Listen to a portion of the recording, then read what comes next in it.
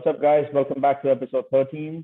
This is Sid with Sid Podcast, and our guest today, all the way from Bangladesh, is an entrepreneur who, after a successful run being a freelancer, is now in the process of launching his own company along with his team, which specializes in different facets of digital marketing.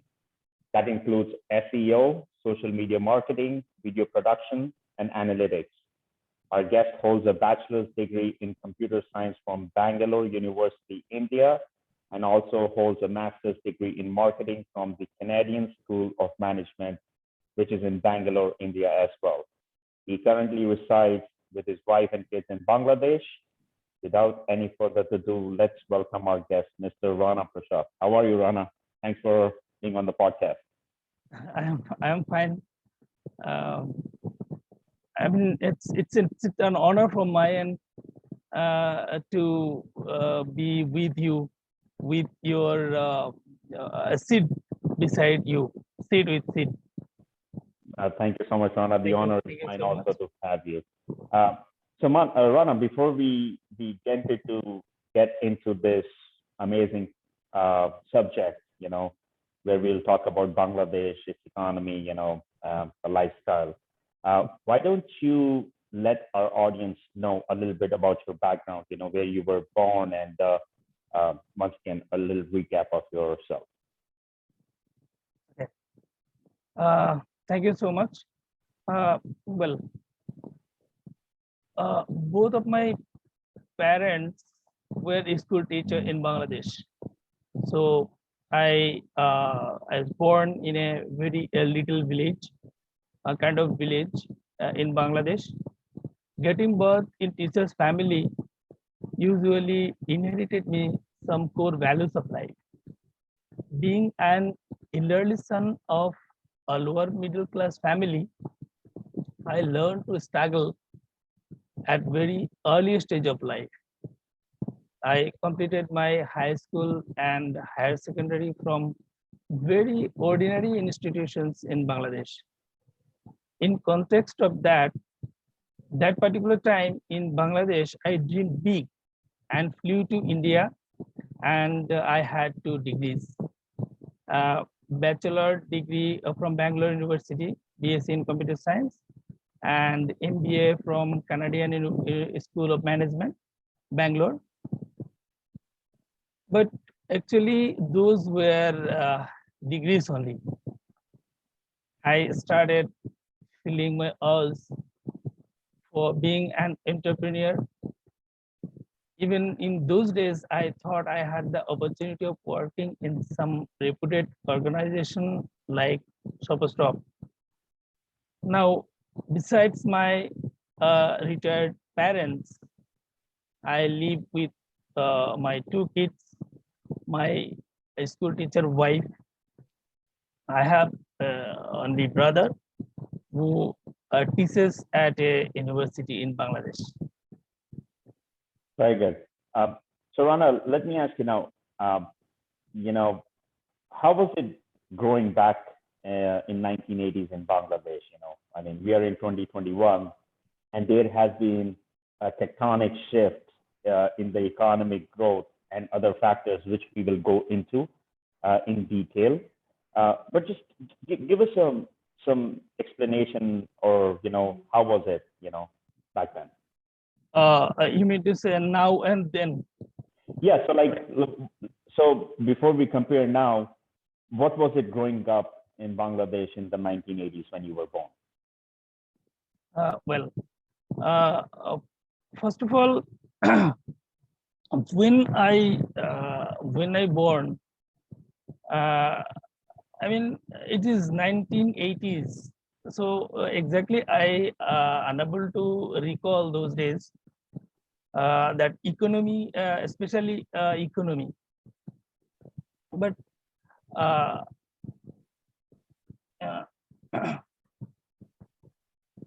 but at that point of time, it is 1975 to 1991. It was army rule, army dictated government at that point of time.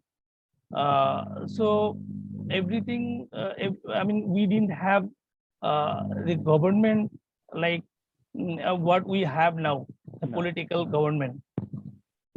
So at that point of time, I mean, when I grew up after 1991, from that point of time, I can tell, like every sectors, we, I mean, all the doors, all the economic doors is was open. Like we had, we started exporting garments. We have processed food. So many agricultural product is, I mean, if we are exporting all these, we have leather industry growing up. So at that point of time, we didn't have those. Now we have a, I mean, GDP, you know, like uh, the, I mean, now last 2019, we had the seventh fastest growing country. Right. That is the situation now. Even in IT industry, we are participating. Like you can see, we have a communication. Like also, government is raising their hand to us. So the situation then and now is totally different. And at that point of time, we used to be a different country. People say we used to be poor, Right. but now we are a, I mean, fastest growing country. So that's great. I do want to talk about the current situation, but before we do that, let me ask you now. Now you had a successful run as an entrepreneur. Now you are currently in the process of launching your own company. How did that idea come to your mind, and could you elaborate for us? As I said, when I was in university, uh, I used to think myself as an entrepreneur. So actually, I am engaged in few different fields. I will name them. Firstly, I own Babui, an organization basically works for creating opportunities for the rural underprivileged women.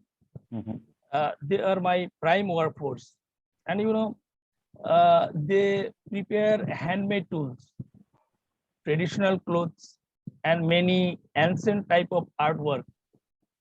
And my company not only make them financially solved, but also uphold our tradition, culture, and history.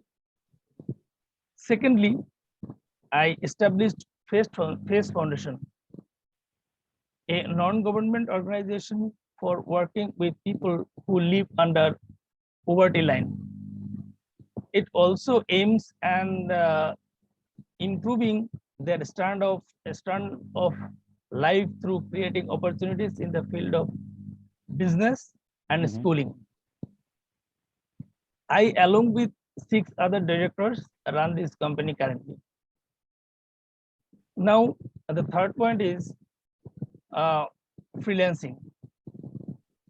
Besides doing regular business and creating web content, I am in the habit of going off innovative ideas, and this lead me and my team to launch a company which will cover specific branches of digital business like SEO, web design, and content creation.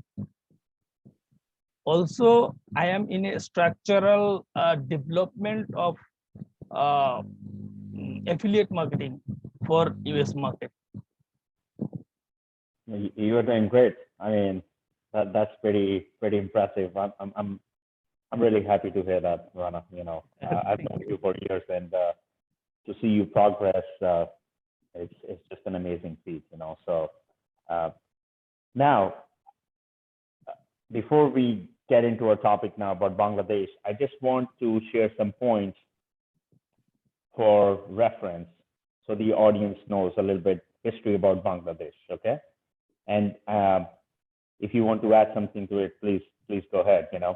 So Bangladesh gained its independence in 1971 from Pakistan, and if I remember correctly, Henry Kissinger, who was the Secretary of State at that time, had called it a basket case, which means it was an economic disaster where the growth of population overgrows the production and supply of food. And looking back then, and let me tell you, the poverty rate back in 1971 used to be 80%, and the life expectancy was 46 years. Now we go back, now we are in 2021, and as of today, Bangladesh per capita GDP is $2,217, which has surpassed Pakistan's and India's per capita GDP. During the pandemic, your government, under the leadership of Sheikh Hasina, also launched many stimulus packages so people remain employed, and do not suffer the hardship. Bangladesh, since 2009, Bangladesh economy has grown by 6% every year, whereas the poverty rate has gone to 22% from 80% back in 1971. And last but not the least, the life expectancy has increased to 73 years now, whereas it used to be 46 years back in 1971. So that being said, Rana, my question to you is, what do you think are some of the major factors or the economy drivers that led to such astronomical positive growth for Bangladesh and its economy?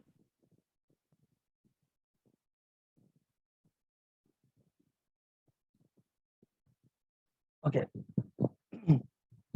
If we speak of major contribution to the economic development of Bangladesh, the export of ready-made garments comes first. Side by side, the remittance and the domestic agricultural sector are two other major drivers now. Take one statistics, for instance, in the first quarter of 2019, Bangladesh was the world's seventh fastest growing economy with a rate of 8.3% real GDP annual growth. Imagine. No. It was just 4.5% in 2004. Though, like many others, we have also been suffering a bit for ongoing pandemic situation.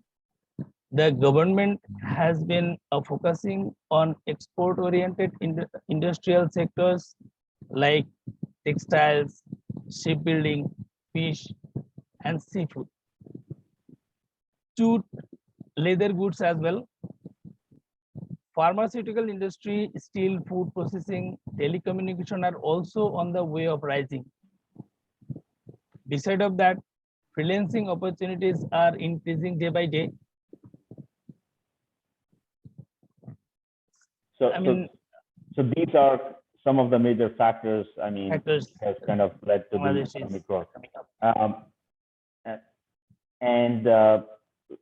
I read it in one of the articles that the principal driver of growth is investment, the foreign investment coming into Bangladesh. Is that correct? Yes, you're right.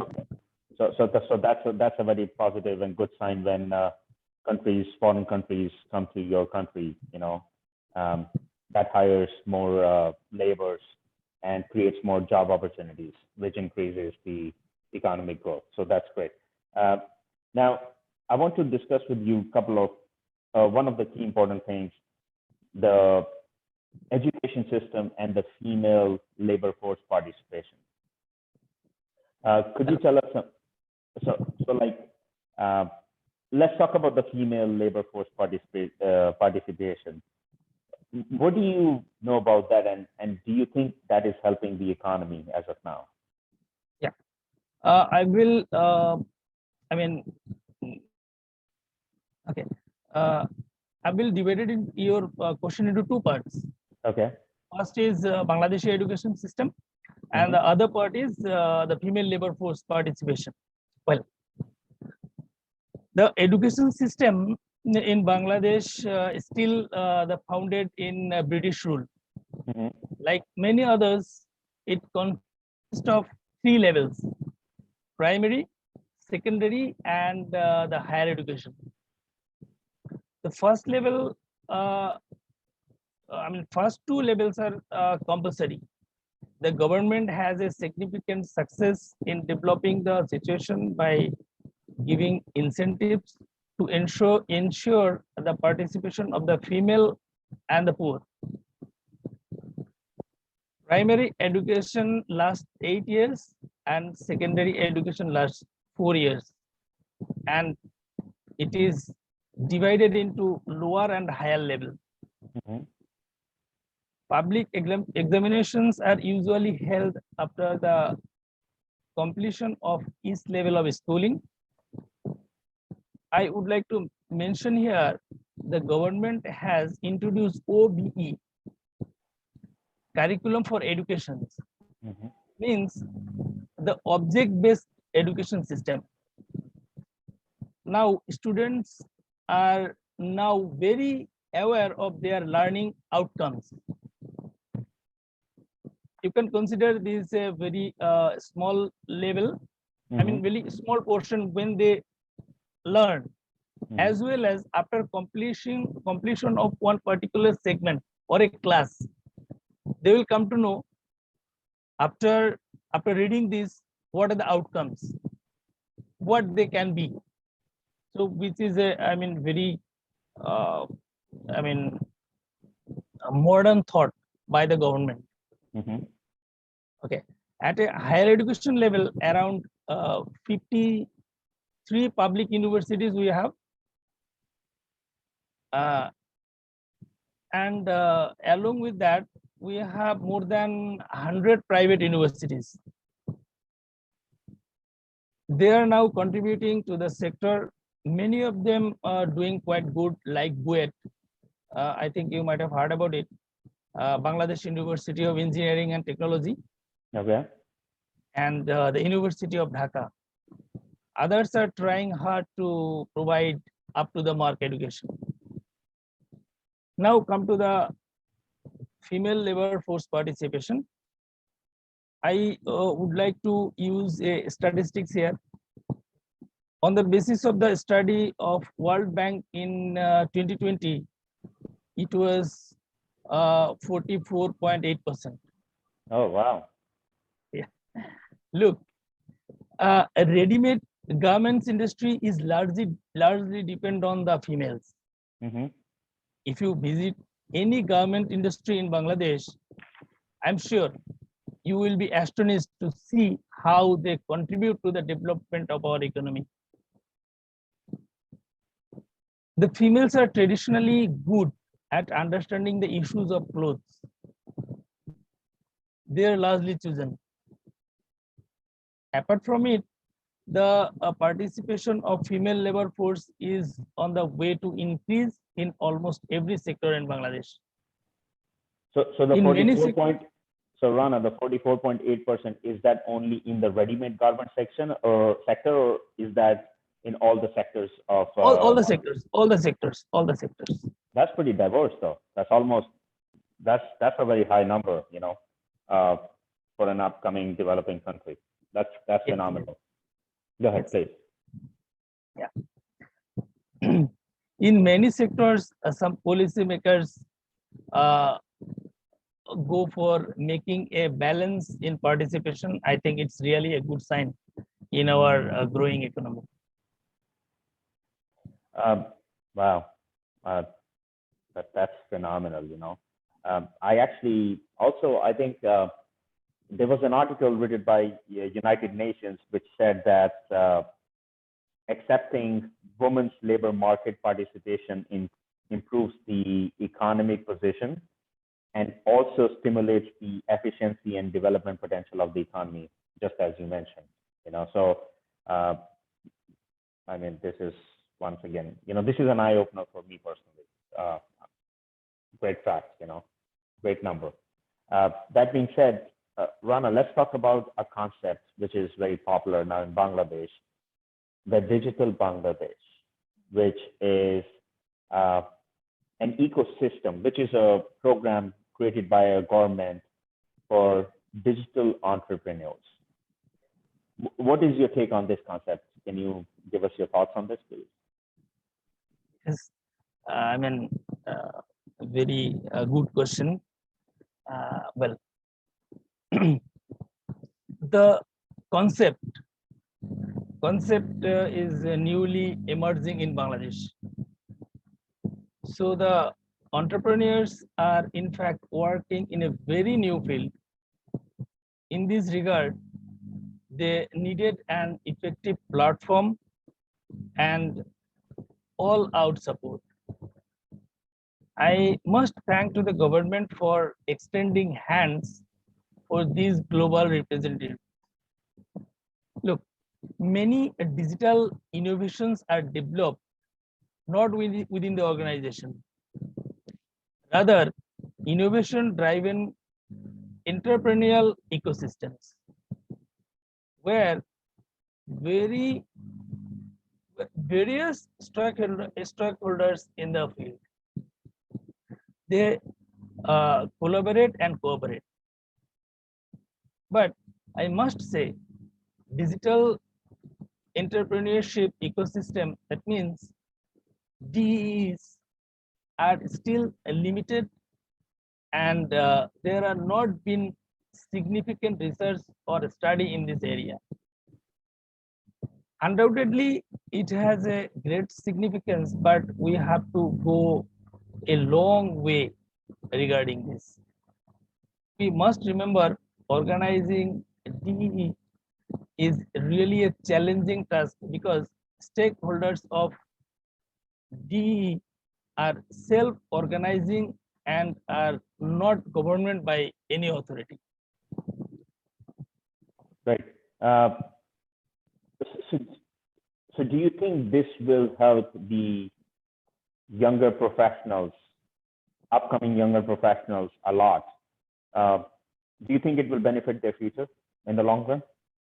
Yes, of course, because when we are in a, field of innovations, they will, when you have a bigger field, so there will be a lot of people's eye, like foreign investors, the government, as well as the other stakeholders who want innovation and innovative ideas to grow. Mm-hmm. People are there for the innovation. Just you have to take them out and utilize them.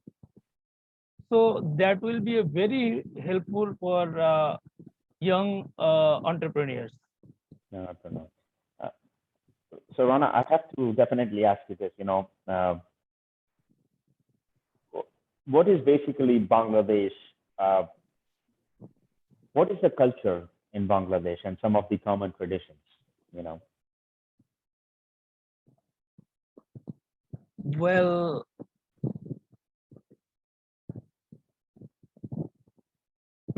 Bangladesh is known for its glorious history at its base, right?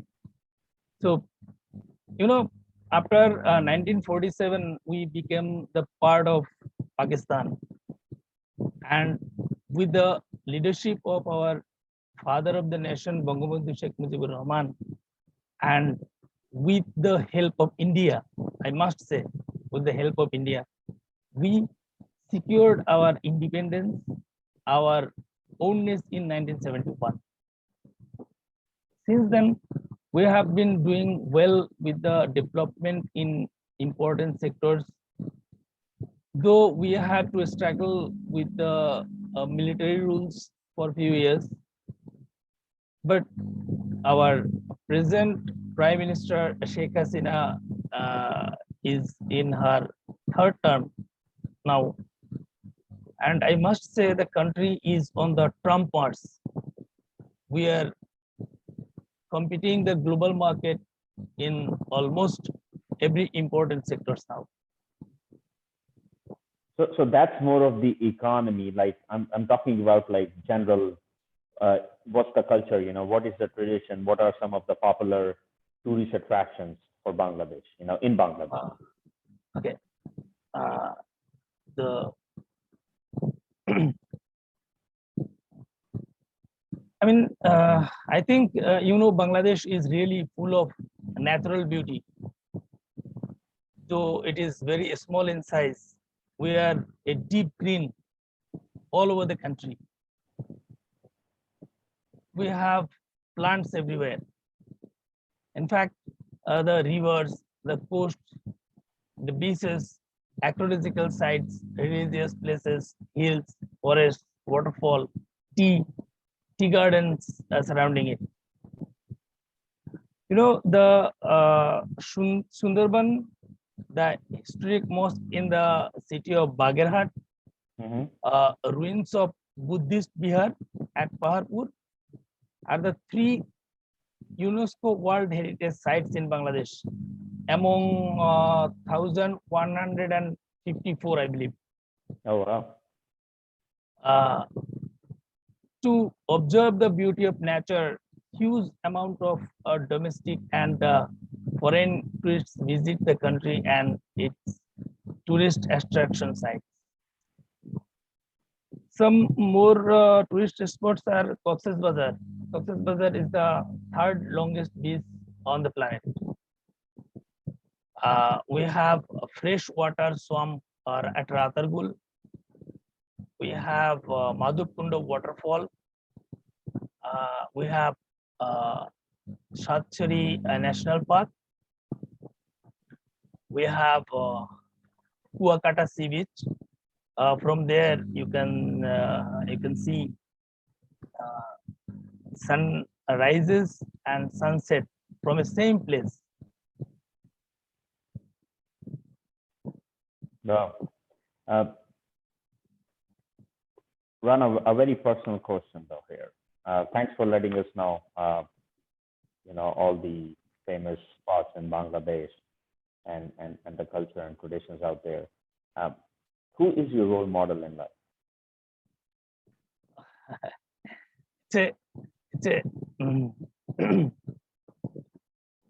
Very question you have asked. In this particular question, reminds me a significant memory when I was an employee of Shopstop Limited in Bangalore, India. Once in a workshop with Mr. Neeraj Agarwal, a trainer, we were asked the same sort of questions about inspiration or role model. I was in fact in a state of kind of embarrassment. My fellow colleagues mentioned some great names, including cricketers, politicians, social revolutionists. When my turn came, I saw a blank paper and really pondered over that empty pieces of paper. When my turn came, I saw a blank paper and really pondered over that empty pieces of paper. I shared that I was really like that empty sheet, pieces of no value. It may become precious when it is used by writing precious things on it.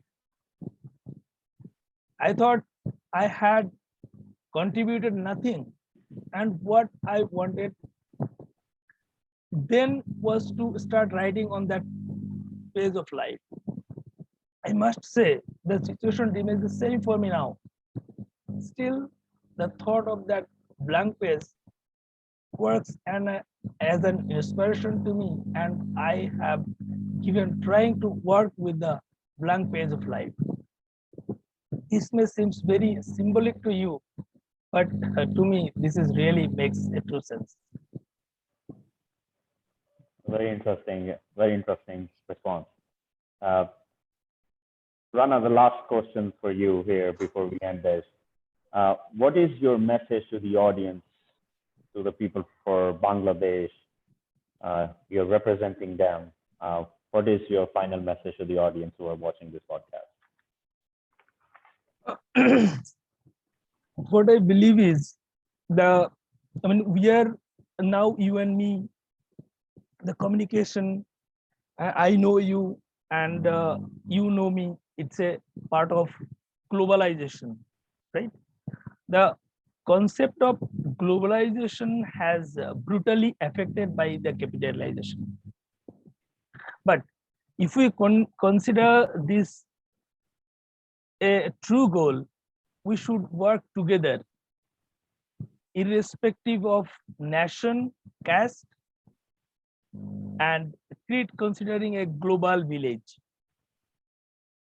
We are identified as human, and this is the biggest identification we have been labeled with. So whatever we do, it should reflect a humanistic sense. In such an age of technology, I believe we have better opportunities to do something really fruitful for the human beings in the true sense. That is the message I would like to share with the audience. I really love that answer, Rana. Rana, thank you so much for your time. It was a very interesting podcast having you learning so much about Bangladesh rise to become one of the rising stars of South Asia. And I'm very happy that you have followed an entrepreneur path. Being an entrepreneur myself, I have a lot of respect for you. And once again, thank you so much for your time. It was nice to have you. Okay. Thank you so much. I am honored to be associated with you, at least some corner of your podcast. I'm very happy and I'm proud of. Thank you, Rana. Thank you. Have a good night. Okay. Thank you, guys. Thanks for watching. Bye bye.